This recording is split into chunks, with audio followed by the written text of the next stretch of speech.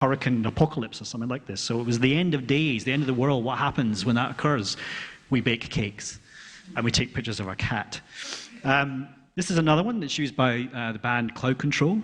Basically what they've said is when you're taking pictures of us or anything related to us, tag us on Instagram, and all the photos will be shown here on our website as well.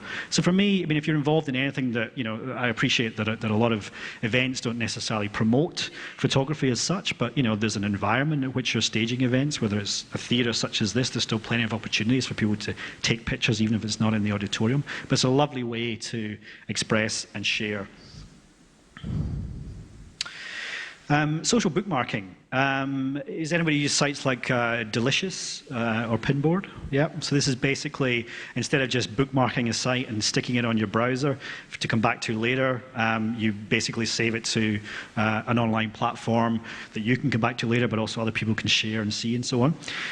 A really nice idea, but hadn't really kind of always had great design or a great sort of user interface around it, which meant that it wasn't kind of, it didn't really take off, I think, in the way that it could have done. And this has now evolved to a couple of lovely sites. This one's called Pinterest. And this is exactly the same process where I find something online and I bookmark it, but this is my collection of bookmarks, rather than just this boring kind of long list of links that look like a search. This is a nice sort of creative way to show that. You can bundle these together into albums or boards, as they're known, but as a way to kind of, part of what we're trying to sort of do on social media is to really kind of enthuse and inspire, as much as we are, just sending one-way pockets of information to people. And what I like about this is that it helps us to tell a much broader story about who we are and the sort of things that we're interested in.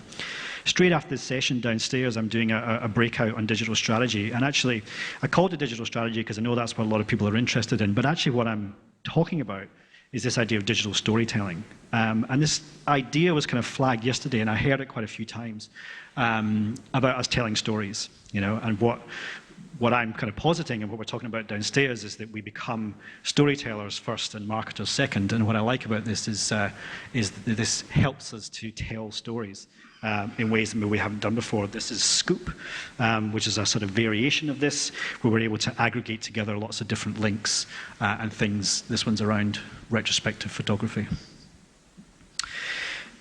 Social proof and social ticketing.